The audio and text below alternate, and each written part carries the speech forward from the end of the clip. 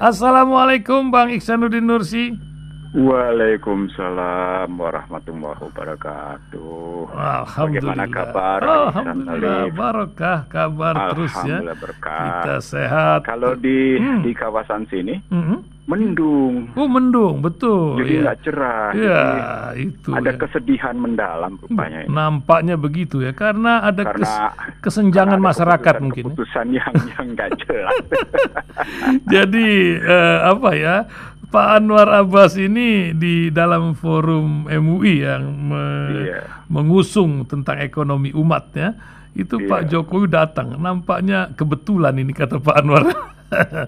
Yang katanya sudah kebal langsung ditohok dengan angka kesenjangan masyarakat juga penguasaan lahan. Akibatnya forum itu pun mendapat tawaran lahan yang cukup besar itu. Tapi lain kisah pelaksanaannya entah bagaimana.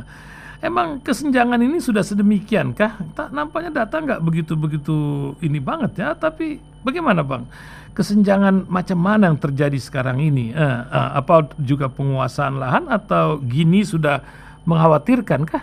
Bagaimana? Silakan. Kalau gini rasio, saya jangan bicara dulu soal Bismillahirrahmanirrahim. Kalau kita bicara kesenjangan, kita tidak bisa langsung masuk ke kesenjangan lahan karena riwayatnya agak panjang. Wah iya, panjang dari masa ke masa ya. Mulai zaman Soeharto hingga hari ini gitu. Terutama karena juga kemampuan lobby para pengusaha ke para menteri. Saya bilang ke para menteri ya, tidak satu menteri.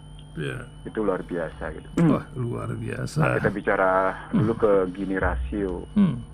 Nah, Gini rasio itu ada hitung-hitungannya. Dia bicara tentang ketimpangan. Ketimpangan pendapatan, ketimpangan pengeluaran. Kita berkali-kali menyampaikan bahwa Amerika ketimpangan pendapatannya sudah kanker stadium 4 gitu. Masya Allah. Amerika. Sehingga Bank Dunia menyatakan ada polarisasi sosial. Sementara World Economic Forum menyatakan ada problem etika karena kalahnya Barat dengan Cina. Nanti berkaitan dengan situasi yang tidak saya sampaikan, bagaimana Cina sama Amerika masih tetap berseteru tapi tidak muncul di permukaan. Di Indonesia, ketimpangan itu pernah mencapai 0,41. Artinya 1% masyarakat Indonesia menguasai sekitar 41% kekayaan yang muncul di Indonesia. Jadi kalau dihitung-hitung, 1% itu menguasai sekian ratus juta gitu. Itu ketimpangan pengeluaran, bukan pendapatan. Karena itu mereka mengukur kemiskinannya $0,9 atau paling top $1 per hari per satu jiwa. Kalau $1 per hari, hitung aja ya katakan 15.500 gitu. Berarti dalam sebulan ya sekitar 450.000. 450.000 itu dianggap sebagai batas kemiskinan, di bawah itu sudah absolut miskin. Kalau naik lagi ke atas, dia dekat dengan miskin namanya. Dekat dengan miskin dihitung sekitar $2,9. Hitung-hitungannya begitu gitu. Nah, ketika masuk ke timpangan yang sekarang, dia angkanya 0,382. Dan yang menarik justru di era pandemi, ketimpangan itu tadinya 0,41 bergerak turun bisa menjadi 3,82. Itu menarik ya, bagaimana menurun. Di pandemi pula. Lalu ketika masuk ke ketimpangan lahan, kan memang dimulai dari era Soeharto. Soeharto memberikan kredit murah bagi para pengusaha untuk sawit asal muasalnya dengan tingkat suku bunga sekitar 2 sampai dengan 3% per tahun. Masya Allah. Waktu itu BI sebagai agen pembangunan juga, sehingga BI meminta bank pelaksana memberikan satu kredit untuk kelapa sawit, ya. Dan mereka sekarang menguasai lahan gila-gilaan. Dan itu berjalan terus di era reformasi. Sebagai mantan bankir gitu ya. Saya tahu itu sejumlah bank yang gencar sekali tetap memberikan kredit ke sejumlah pengusaha. Bahkan mengakibatkan sejumlah pengusaha sawit itu menguasai dari hulu ke hilir. Yang saya maksud dengan menguasai dari hulu ke hilir adalah mereka menguasai bibit, mereka menguasai bibitnya, benihnya, mereka menguasai pupuk, mereka menguasai lahan perkebunan, mereka menguasai pabrik kelapa sawitnya, mereka menguasai juga pengolahannya. Dan menguasai minyak yang sekarang naik ini kan? Gedung di Sudirman dan di Kuningan yang tinggi-tinggi itu. Jadilah itu. Kalau Anda lihat sejumlah gedung tinggi-tinggi di Kuningan dan di Sudirman, itu hasil sawit. Kalau Anda lihat ada beberapa power plant yang dibangun, ada beberapa pabrik dibangun, itu hasil sawit. Dan kalau Anda lihat ada orang Jakarta yang demikian banyak istilah teman saya yang dari Inggris sana, landlord, tuan tanah. Bukan the Lord. Iya. Nah, itu mengindikasikan apa yang disampaikan oleh, saya bilang mengindikasikan, saya nggak bilang, saya tidak berarti, karena saya tidak punya data tandingan. Saya tidak berani menyatakan apa yang disampaikan oleh Anwar Abbas itu benar 159 itu. 0,59 untuk menunjuk bahwa 1% menguasai 59% lahan. Saya tidak berani iakan. Saya pernah tahu Siti Nurbaya menerbitkan struktur kepemilikan lahan.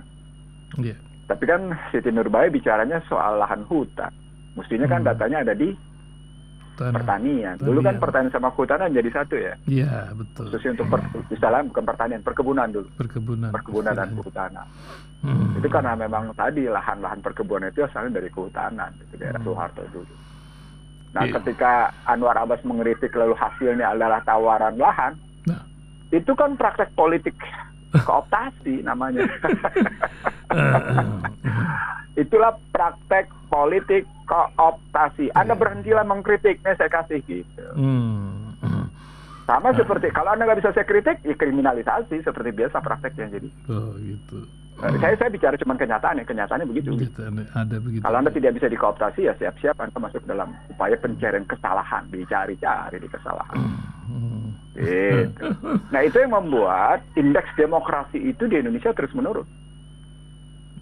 Jadi saya baru saja diskusi gitu, bicara soal indeks demokrasi berkaitan dengan ekonomi politik gitu.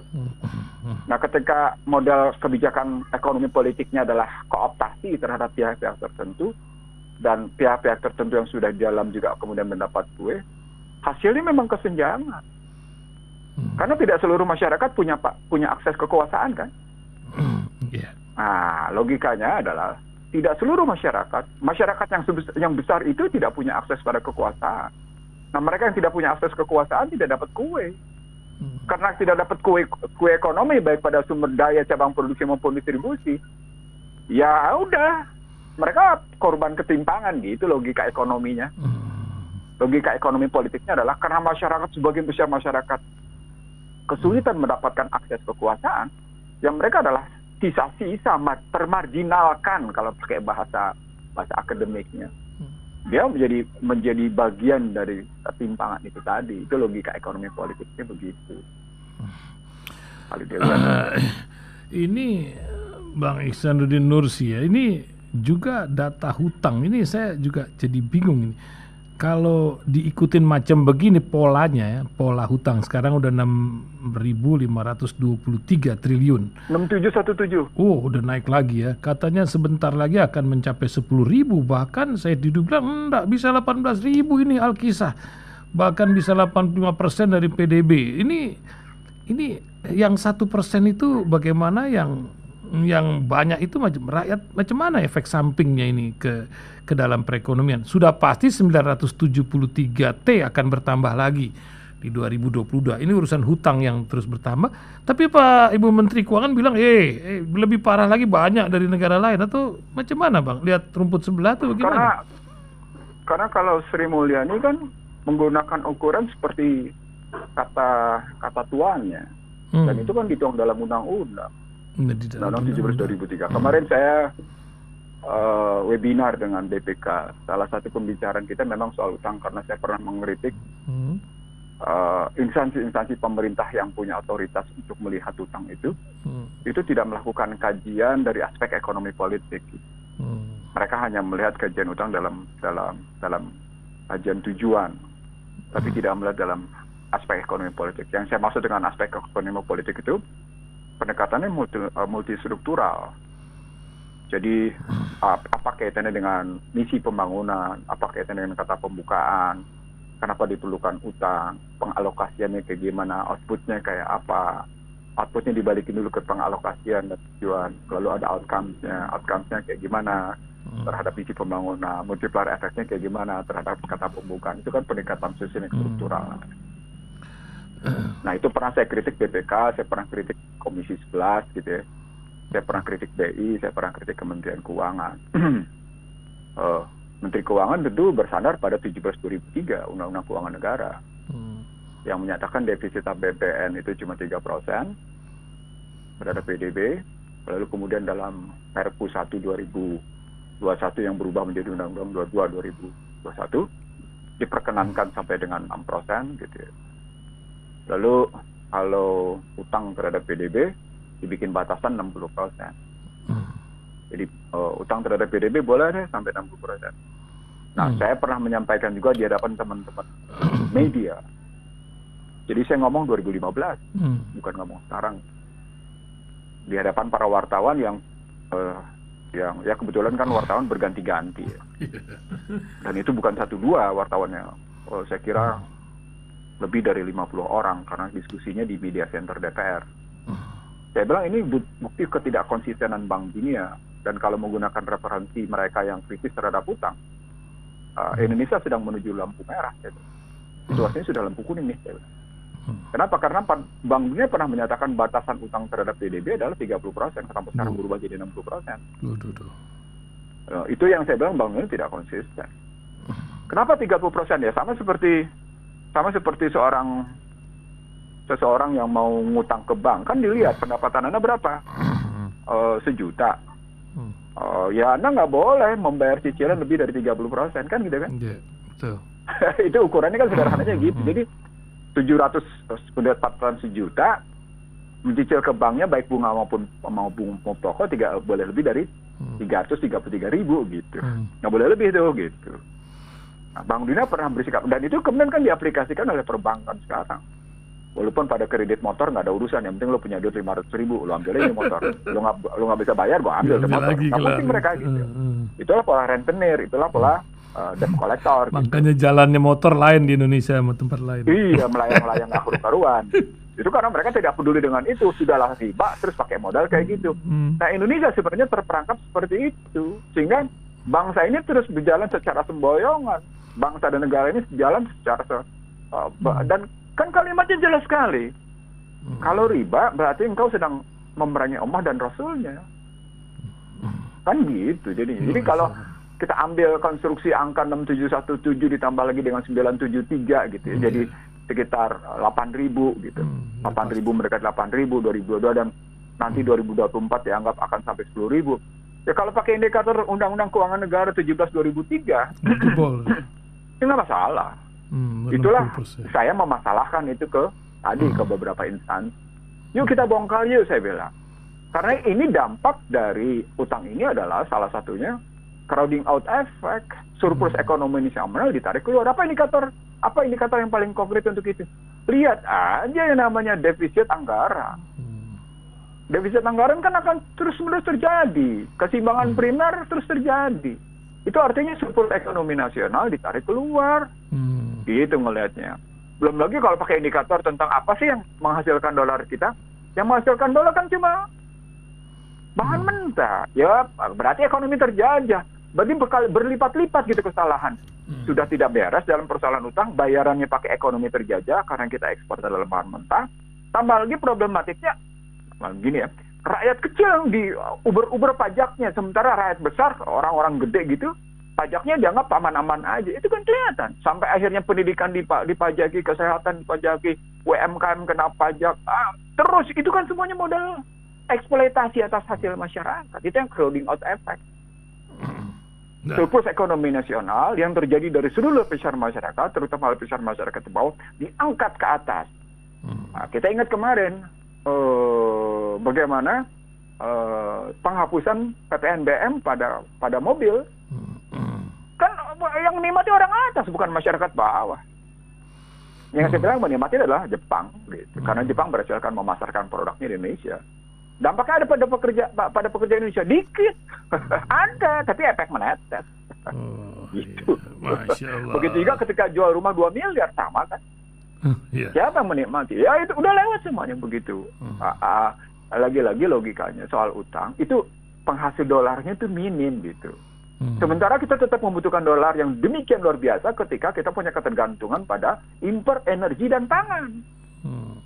Kebutuhan kita 1,5 juta barel per hari. Kita cuma bisa menghasilkan 700.000. Maka kita impor 800.000 barel per hari.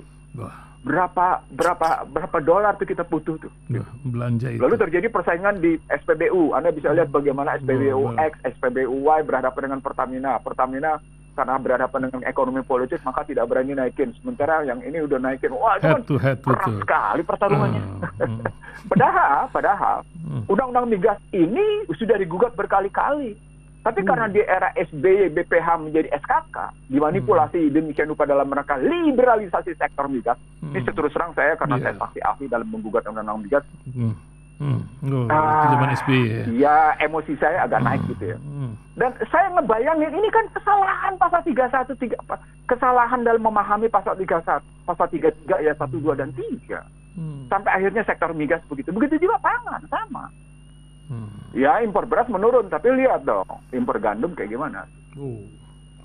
Itu kan banding-bandingan gitu. Sementara kita tidak pernah memberikan alternatif atas karbohidrat dari beras. Gitu. Kita biarkan gandum menandingi beras. Akhirnya kita generasi mie instan akhirnya. Iya. Dan kebayang nggak sekarang kalau itu diakumulasi dalam struktur demikian rupa. Kesalahan berikutnya dalam soal utang adalah kita berutang dalam US dollar. Dan kita tidak punya daya menghapus. Padahal US dollar dicetak dengan sesuatu yang basisnya cuma investor confidence. Gitu loh. Investor confidence kurang percaya, dolar ditambahin, terbitlah quantitative easing gitu loh. Ini ada pengaruhnya juga dengan kunjungan Blinken ini baru-baru ini kemarin. Ini lain lagi kisah itu Laut Cina Selatan saja. Blinken ini cuma memainkan posisi Indonesia terhadap Laut Cina Selatan, posisi Indonesia terhadap penguasaan Cina di kawasan Asia Tenggara, terus memastikan bahwa program dulu namanya TPP, tapi sekarang akan lain karena mereka menggagas Build Back Better World, B3, 3BW, 3B, 1W, Build Back Better World. Dan Build Back Better World dalam perspektif ekonomi politik itu sama dengan TPP, Trans-Pacific Partnership untuk kawasan Asia, khususnya Asia Tenggara, namanya jadi tadi Regional Economic Cooperation Partnership namanya. RCEP itu yang diganti. Sebenarnya bahasa lainnya adalah TPP. Nah, Blinken selain itu juga memastikan bahwa modal Indonesia ini tetap bisa dilihat sebagai, karena di Asia Tenggara tetap Indonesia menjadi penentu, tetap dianggap sebagai pihak yang di dalam poros Washington. Gitu. Karena itu, karena Indonesia sadar akan modal kayak gitu, maka serta-merta menerima Badan Keamanan Rusia, karena kan politik luar negeri bebas aktif. Oh iya, langsung dari yang sama ya. Dewan Keamanan Rusia. Jadi cara ngelihatnya, jadi cara pandangnya sederhana. Oh iya, kita mesti terapkan politik luar negeri. Sekarang lihat aja, kalau memang politik luar negeri bebas aktif, ganti dong kalimatnya. Politik luar negeri, ekonomi politik luar negeri bebas aktif. Pakai ekonomi depannya. Ekonomi politik luar negeri bebas aktif. Kita bebas aktif nggak di ekonomi politik? Ya enggak, ya udah politiknya cuma ngikut. Nah, apalagi kemudian permainan politik luar negerinya melulu pada kegiatan diplomasi. Ya udah rusak. Baca Bangsa Terbelah deh, saya enak tuh ngomong. Tuh ya. Dengar tuh. Bangsa Terbelah bukunya. Sama masyarakat ekonomi kan. Karena kebetulan buku saya ada di situ gitu. Baca. Ngebahas bagaimana hubungan luar negeri, itu ada di situ gitu. Jadi data. Ya kalau ngelihat, ya ini sih sorry to say ya, di tengahnya namanya perkembangan IC yang kayak gini, nggak ada sesuatu yang baru di tengah internet of things, gitu ya. ICT yang terus berkembang. Kehadiran Anthony Blinken dan kemudian kehadiran keamanan Rusia Nikolai kayak gitu. Patrushev. Apa ya? Kuno gitu loh. Itu imbangan. Maaf ya, gimmick yang diciptakan. Iya, jadi karena saya tahu kalau kita bicara politik luar negeri Amerika misalnya, gampang kok, baca aja politik luar negeri. Lihatlah media asing di Amerika sana, pemberitaannya kayak apa dalam kebijakan Biden misalnya. Kita bisa tahu arah kebijakan menteri luar negerinya yang harus setara dengan menteri pertahanannya, yang harus setara dengan menteri keuangannya gitu ya. Lalu diaplikasikan secara multilateral oleh yang namanya Bank Dunia, diaplikasikan oleh IMF, diikuti oleh WTO, agak ditinggalin nih. Dengan Regional Economic Cooperation gitu. itu makanya jangan bicara dengan G20 karena G20 akan ditentukan oleh G7, G7 akan ditentukan oleh G4. Akhirnya sedikit negeri yang menentukan. G7 yang akan menentukan, bukan G20.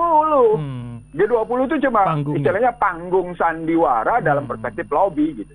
Lobby yang bersandiwara itu ngomonglah, silakan Anda punya forum, oke, go gitu.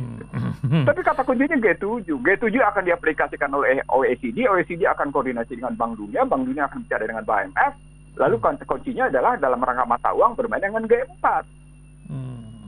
Kenapa G4? Karena pemainnya adalah Amerika, Uni Eropa, saya ulang ya, Amerika, Uni Eropa, Inggris, Jepang. Ikutan Cina. Tapi Cina kan cuma 10,11%. Nah itu indikator special drawing rights mata uang IMF. Dan dominan dipegang oleh Amerika, US dollar.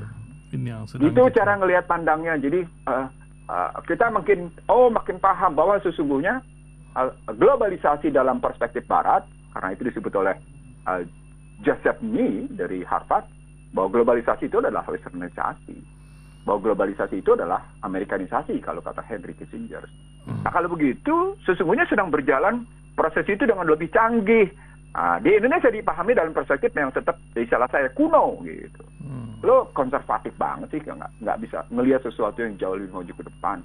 Di tengah yang namanya kajian Menteri Luar Negeri kan juga tidak lepas dari kajian National Security Strategy of US yang dalam basisnya ditandatangani oleh Biden kemarin untuk kepentingan internal. Baca aja itu dulu gitu. Jadi kalau nggak baca itu bagaimana Anda harus bicara dengan Anthony Blinken gitu. Aduh, mau ketawa ngakak nggak enak ntar ke dia. Ya, no, betul, saya harus baca. Kalau Anda mau membaca kebijakan Amerika, baca dulu National Security Strategic-nya. Baca dulu National Defense Economics of National Defense Strategy of US-nya. Jadi ada beberapa dokumen Amerika yang memang muncul di kepermukaan dan dia terbuka ngasih tahu kami akan begini karena mereka kan merasa adikuasa tunggal. Yang kemudian, nah ini masuk saya ke Cina. Cinanya terus-menerus melakukan perlawanan dan Cina dianggap dalam posisi menang dalam konstruksi peperangan ekonomi. Terbukti pertumbuhan ekonomi yang lambat di Cina itu melambat dari tadinya 10 turun ke 8, turun ke 6 gitu ya. Itu justru tetap mengalahkan pertumbuhan ekonomi Barat yang cepat gitu. Itu makanya jadi khawatir mereka. Muncul kasus Laut Cina Selatan sama Taiwan seperti yang saya sudah menyampaikan berkali-kali di Uighur yang menjadi sorotan. Kalau Uighur kan mereka nggak peduli. Nggak ada urusan. Begitu juga kasus, bahkan kemarin ketika seorang tokoh Hong Kong yang ditangkap karena kasus Juni 89 Tiananmen, nggak peduli orang juga. Cuman jadi pemberitaan aja di media Barat. Nah siapa namanya tokohnya gitu, yang baru ditahan kemarin. Karena ternyata terbukti terlibat dalam kasus Tiananmen. Kebayang nggak? Kasus 89, Juni 89 gitu. Diungkap sekarang. Dalam proses pengadilan lu terbukti terlibat, dihukum tuh sama Cina.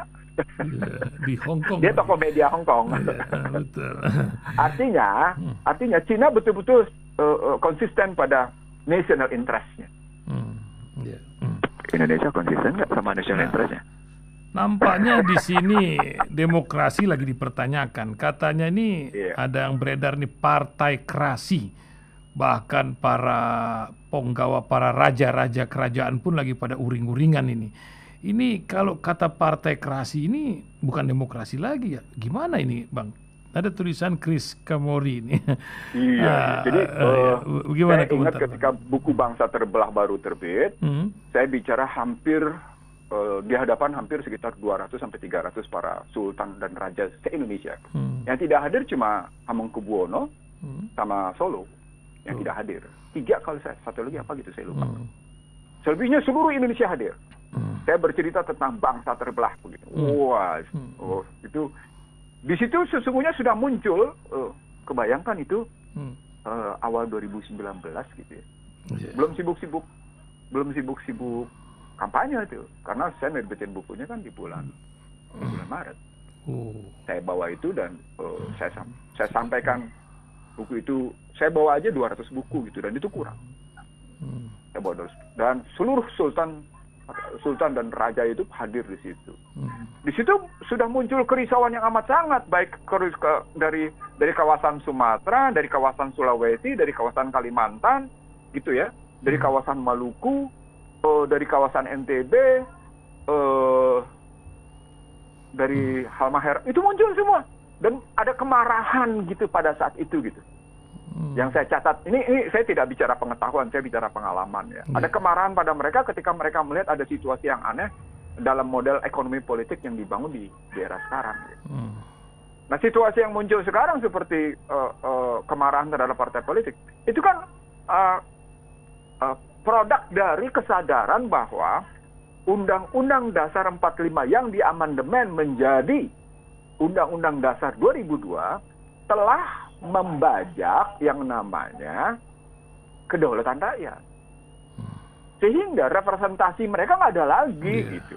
Itu yang pada tahun 96-97 saya mundur ke belakang dalam pengalaman pribadi.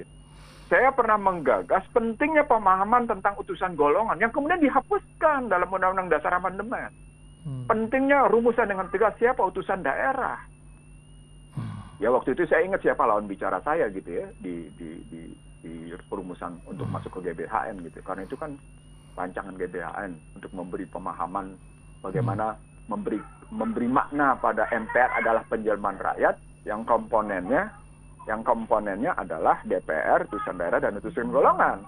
Yang kemudian pada Undang-Undang Dasar 2002 cuma DPR dan DPD, dan DPR-nya begitu, dan DPD-nya tidak punya kewenangan apa-apa. Jadi sebenarnya bikameral palsu gitu. Walaupun bikameral dalam kelembagaan, tapi dalam pelaksanaan bikameralnya palsu. Gitu. Dia tidak punya, hak gajinya sama DPR sama DPD. Tapi ketika muncul menjadi begitu. Lalu muncullah kalimat yang dibela habis-habisan oleh sejumlah pengagum demokrasi Amerika, check and balance. Check and balance gimana? Uang partai politik menjadi penguasa tunggal atas kedaulatan rakyat. Istilah saya pemegang saham, satu-satunya pemegang saham dari sistem pemerintahan.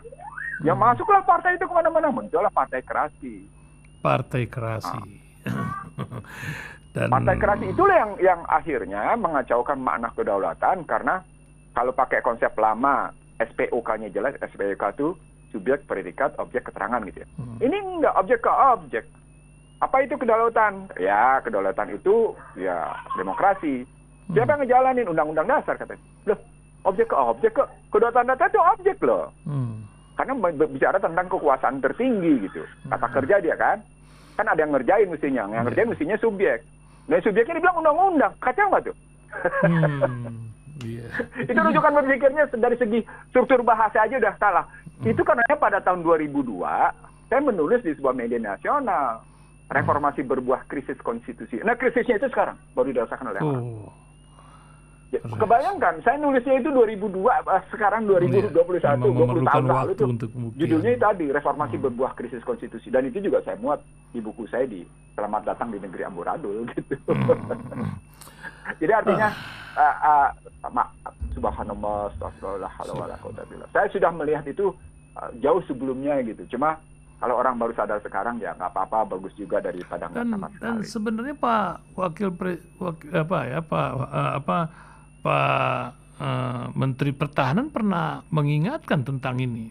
Tapi lain lagi kisah sekarang kan, itu kan masalah potensi dari amburadul ini. Kita kan lihat nih, IKN misalnya, ibu kota negara yang salah membuat peraturan, aturannya diganti. Ini kan lucu-lucuan sebuah konstitusi, atau lama-lama undang-undang dasar bisa diganti. Gimana Bang? Ini kan partai kerasi sekarang. Gimana? Saya melihatnya begini, ada kekacauan dalam pemahaman apa yang disebut dengan azas-azas umum pemerintahan yang baik. Jadi ada undang-undang tentang administrasi pemerintahan yang dibuat di situ dimuat tentang azas-azas umum pemerintahan yang baik. Azas-azas umum pemerintahan yang baik itu punya 4 syarat.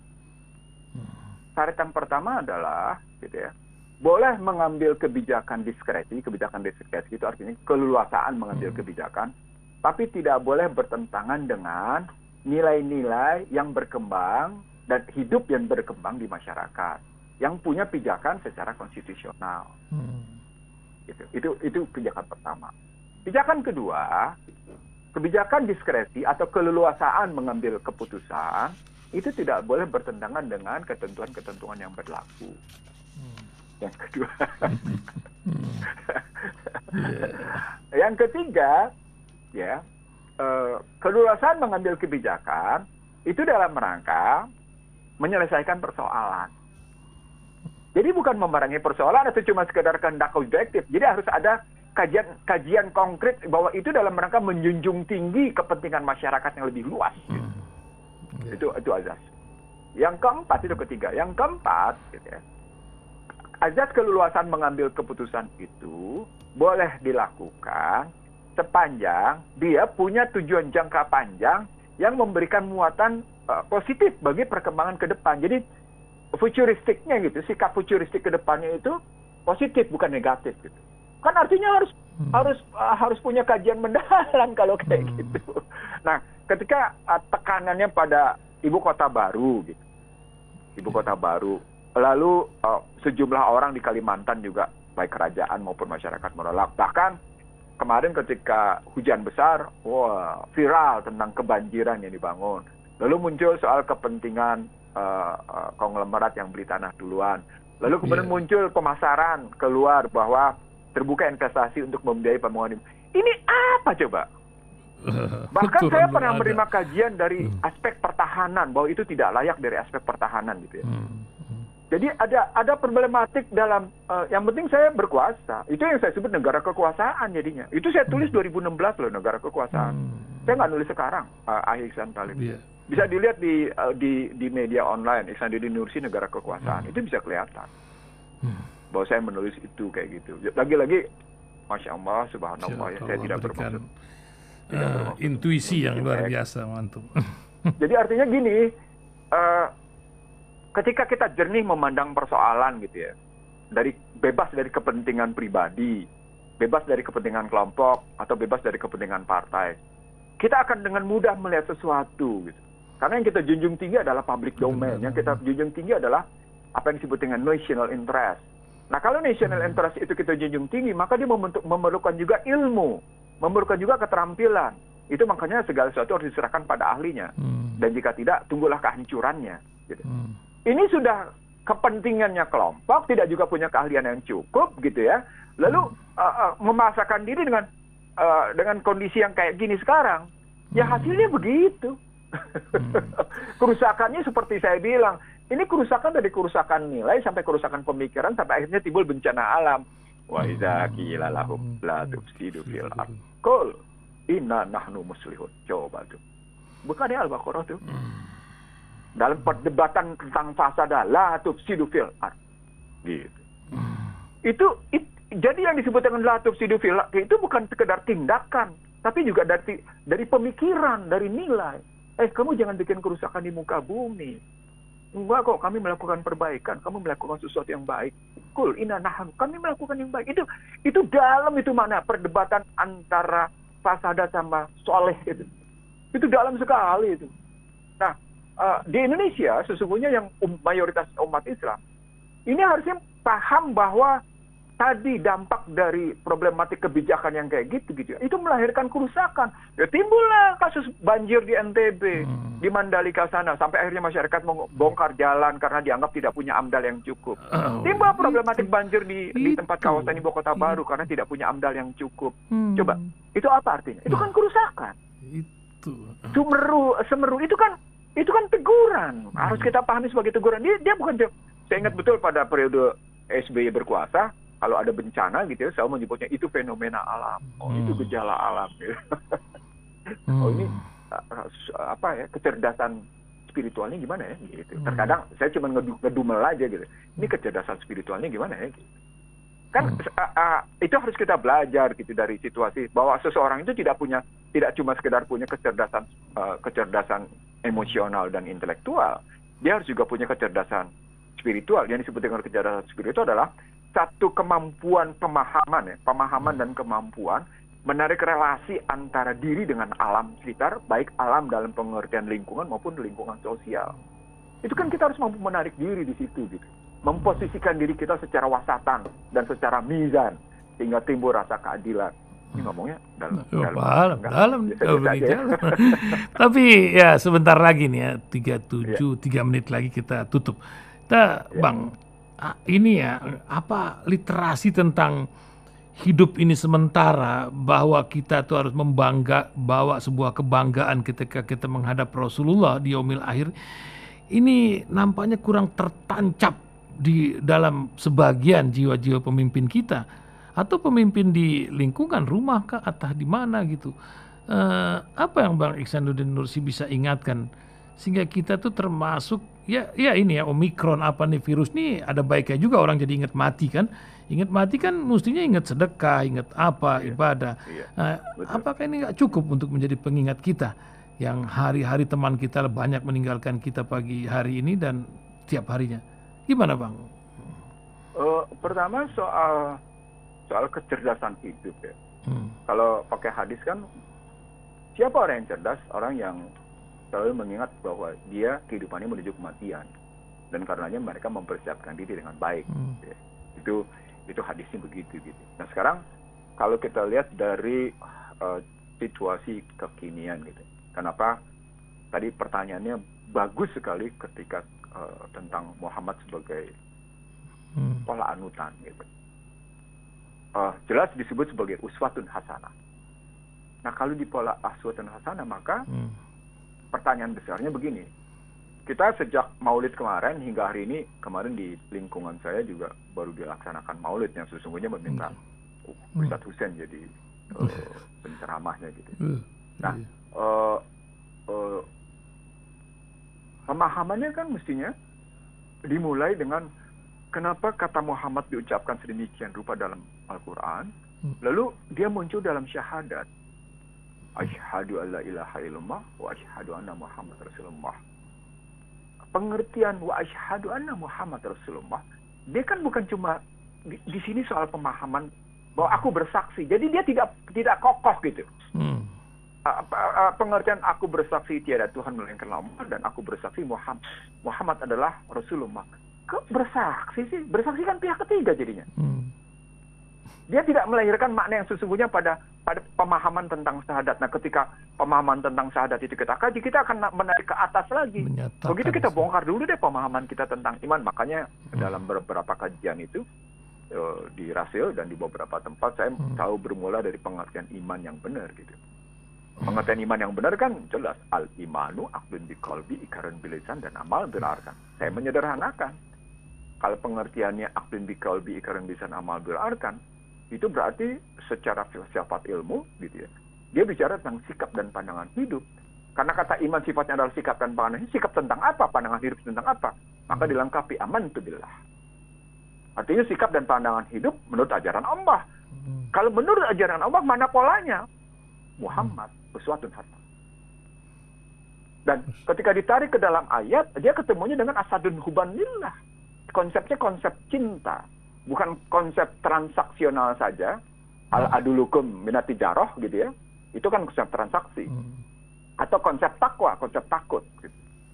Dia memenuhi konsep sesungguhnya 3, asadun hubandillah, al-adulukum minat tijarah, dan konsep takwa diambil. Kalau itu yang diambil, maka harusnya ngelihat bagaimana dalam cerita tentang Maulid Nabi Muhammad SAW, dia aplikasi dalam pembelajaran amar ma'ruf nahi mungkar. Kuntum haru umatin ukhrijat lin nas ta'muruna bil ma'ruf wa tanhauna 'anil munkar. Itu kan harus diambil kayak gitu. Anda adalah umat terbaik. Dan Anda harus melakukan amar ma'ruf nahi mungkar. Nggak bisa enggak gitu. Dan kita bisa lihat sholat subuh berjamaah kita berapa orang sih? subuh berjamaah kita setara nggak sama sholat Jumat gitu.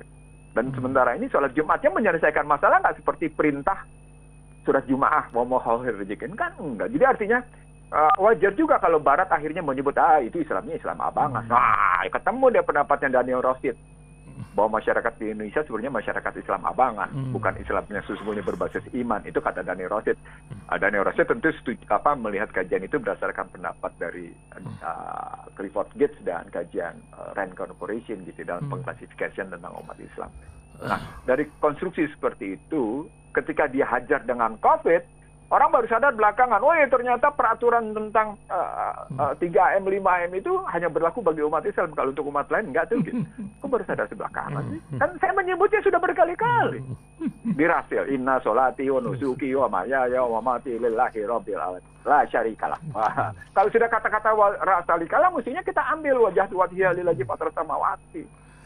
Artinya, sementara kata syarikat itu kan mensyarikatkan Allah kan dia bisa dalam hal yang paling kecil. Berarti kemarin ketika kita tunduk pada aturan-aturan tentang jaga jarak, sholat begitu, kita sudah masuk dalam syirik yang tidak kelihatan. Karena kita tunduk pada aturan yang lain. Nah, argumentasinya ati Allah, ati Rasul, ulul amrinya belum tentu tunduk pada Rasulullah dan Allah kok gimana? Bahkan kalau isinya memusuhi gimana? Itu kajian-kajian kayak gitu yang akhirnya membuat diri kita tidak terasa tentram dalam. Kan kita tidak punya keyakinan akhirnya akan ke agama kita. Kita tidak punya kepercayaan diri atas apa yang kita peluk gitu. Kita tidak kokoh iman kita dalam diri kita untuk kita tegakkan dalam kehidupan keluarga saja kita tidak kokoh gitu. Apa buktinya? Misalnya kita biarkan keluarga kita ikut tersesat dalam pemahaman yang salah tentang situasi global dan nasional gitu. Itu gimana? Kita kasih tahu dia bertahan. Gitu. Contoh sederhananya gitu ngeliatnya. Itu kan berarti ada problematik tentang keimanan yang ujungnya adalah soal kesirikan. Dan yang paling sederhana adalah soal sholat di awal waktu deh. Sederhana sekali. Yang hasil selalu ingatkan, yuk sholat di awal waktu. Kalimat berikutnya, berjamaah di masjid. Itu sepele, tetapi ya Allah ya Tuhan. Itu menunjukkan bahwa kita memprioritaskan perintah Allah. Itulah perjalanan menuju kematian. Itu kalau saya. Terima kasih Bang Ihsanuddin Nursi. Pas 45 menit. Maaf kalau gitu. Ya. Terima kasih Bang, luar biasa bincang pagi ini. Mohon maaf lahir batin kalau saya salah itu karena memang kebodohan dan kedunguan saya. Gitu. Tapi kalau benar sepenuhnya karena kehendak Allah semata. Wabillahi taufiq wal hidayah. Assalamualaikum warahmatullahi wabarakatuh. Waalaikumsalam warahmatullahi wabarakatuh.